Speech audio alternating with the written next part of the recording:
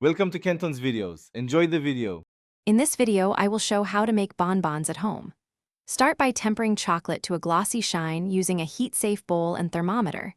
Then prepare ganache or caramel fillings, pipe them into molded shells, seal with tempered chocolate, and refrigerate briefly to set. Work efficiently to avoid bloom and keep texture consistent for professional-looking bonbons.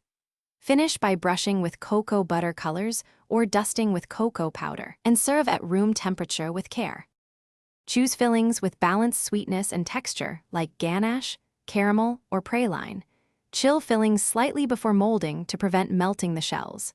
Use a ratio of 2 parts chocolate to 1 part cream for stable ganache, flavor with extracts or liqueurs sparingly, and test a small batch before scaling up to a full tray for best results.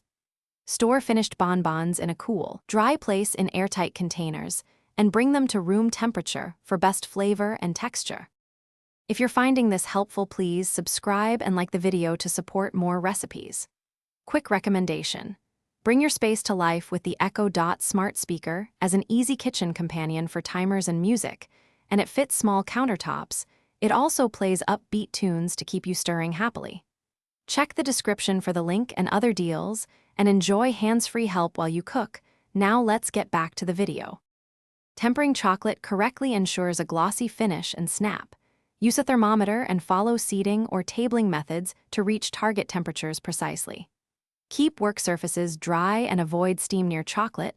Use silicone molds for easy release, and gently tap out air bubbles before filling to maintain shape.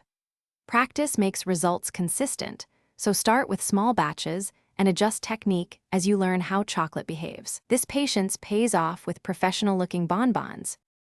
Thanks for watching. Consider subscribing if we helped you.